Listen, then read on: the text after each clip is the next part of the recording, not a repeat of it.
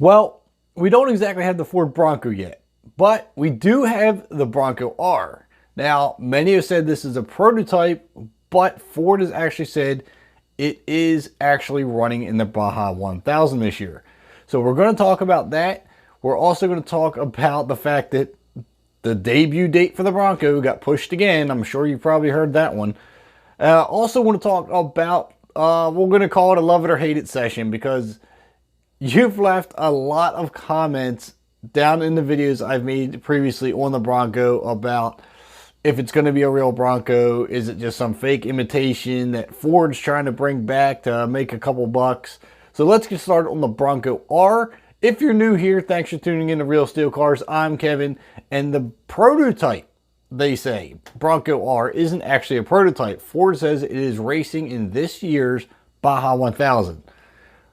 It doesn't surprise me, because Ford's using this as kind of like a milestone or an anniversary, so to speak, because this is the 50th year anniversary that Rod Hall had won the Baja 1000 in his Ford Bronco. Now, his granddaughter, Shelby Hall, is taking over the reins of this Bronco R. Now, how could you not be excited about that? That is a really cool looking race truck. Two-door Bronco, at least, you know, the shell of it anyway. Looking mean, looking strong, and it sounds like there is an EcoBoost engine under the hood of that thing. Now, journalists like Motor One and Car and Driver have both seen the Bronco R in person and have gotten a glimpse of the engine. And they say by what they've seen, the smaller engine, smaller turbo, it looks as if it's the 2.7 EcoBoost V6. Not a horrible engine. They can be tuned very easily for a lot of power.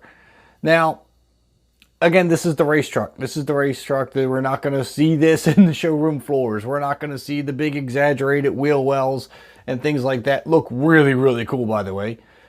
But if you look at the hood line and the roof line and everything else along the sides of it, from the wheel wells up, I think it gives a really good idea of what the Bronco is going to look like.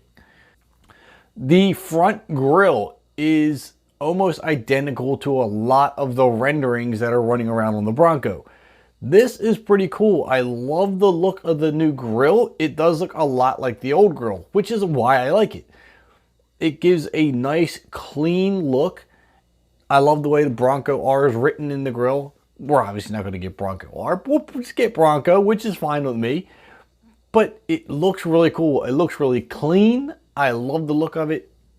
Again, I know I'm repeating myself, but I think if this has any similarity to what we're going to get, it's going to be a hit. Now, moving on. Now, as far as the Bronco R is concerned, I did mention it was the 50th anniversary that Rod Hall won the Baja 1000. Now, his granddaughter, Shelby Hall, is going to be taking over the reins of this Bronco R and running it in this year's Baja 1000. It's a big commemorative race, I guess, being the 50th anniversary, and a good timing for Ford to bring the Bronco out. I have a feeling this is why they've been delaying the debut of the Broncos, because they've been waiting for this race to get the R model out before showing the production model. If I remember correctly, they did that with the Raptor as well. They always bring out the race truck first or whatever. So the pieces are starting to fall together on why Ford keeps delaying the Bronco over and over. I believe this is why. But that being said, Bronco R looks cool. It definitely sounds like a V6. Definitely sounds like a smaller V6. So if they're guessing it's possibly the 2.7 liter, it sounds about accurate. So let's touch on, we're going to bypass the Bronco R for a minute. Maybe we'll get back to that in a second. The debut of the actual Ford Bronco has been pushed back to spring. I know it was supposed to be at the Las Vegas Auto Show. I'm sorry, the LA Auto Show. It's supposed to be at the LA Auto Show, but now they're talking about the New York Auto Show in the spring. So yeah, delayed again. We've been waiting way too long for this truck. Hopefully it's worth it. So many of you have commented in past videos of your thoughts on the Bronco, which I greatly appreciate because it really gives us something to talk about here. Many of you had said If it doesn't have a solid axle, it's not a Bronco. You're not going to buy it.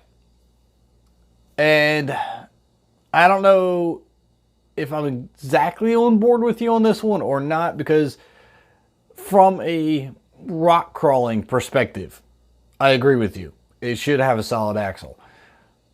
But it doesn't make it any less capable if it has an IFS. Ford did say they were going after the Jeep Wrangler, and the Wrangler does have solid axles. So we're just going to have to wait and see what happens.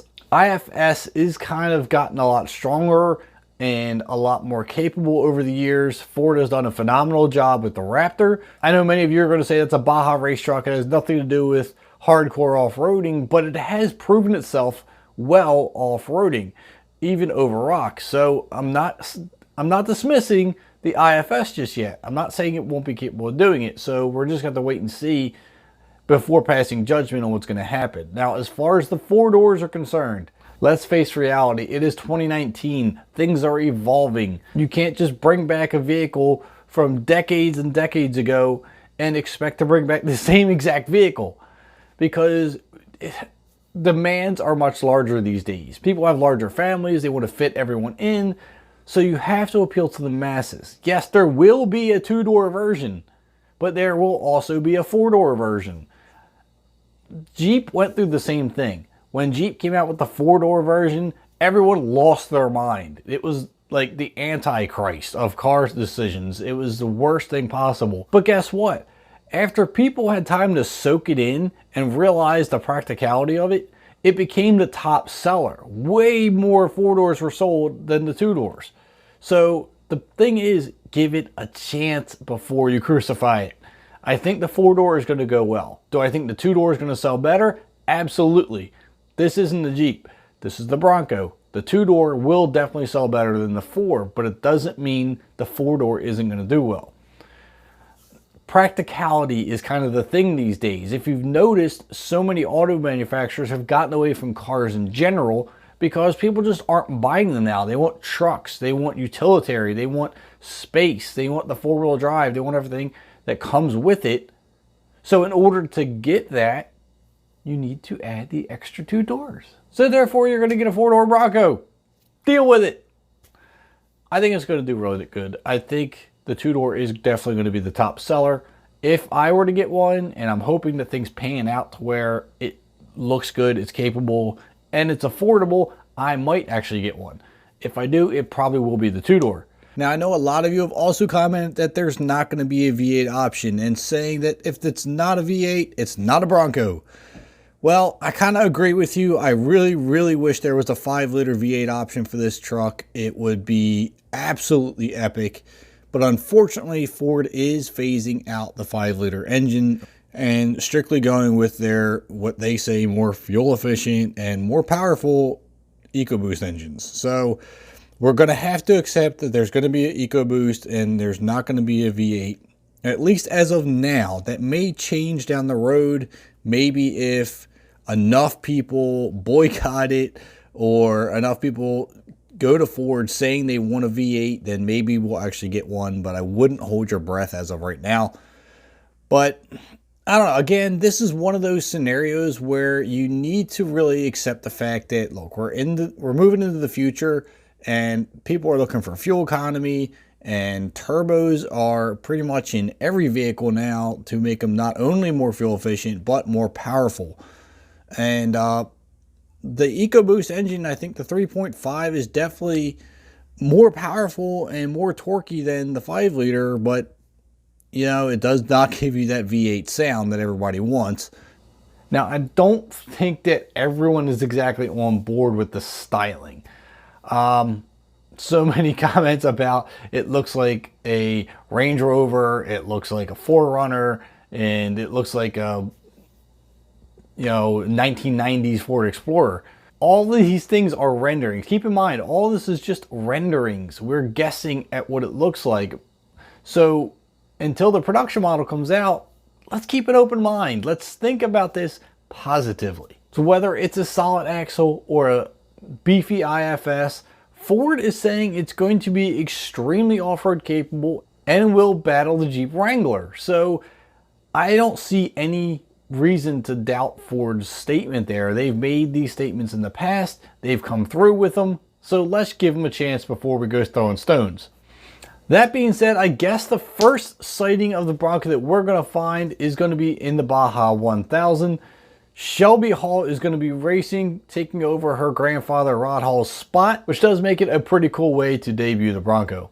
Now, leave your comments below what you think of the Bronco R. Maybe is it a 2.7 V6? Drop your comments down there. It definitely sounds like a V6, just not a very big one. So it is kind of making me lean toward the smaller 2.7. But anyway, yeah, as far as the debut of the Bronco goes, it looks like we're going to have to wait again. This is getting so frustrating. I know you're frustrated that I keep telling you that it's going to come out, it's going to come out. And every time they release a date, they kick it back again. So now, unfortunately, I have to tell you they kicked it back again. So now we got to wait till the spring for the New York Auto Show. Anyway, it is what it is. I can't do anything about it. All I can do is report the news, and what they tell me is all I can do. So if you're a fan of the way the Bronco R looks, drop a like on the video, and don't forget to hit that subscribe button and the bell notification so you don't miss any new videos. Stay tuned for more automotive news, trends, and everything in between. Thanks for tuning in. I'll catch you next time.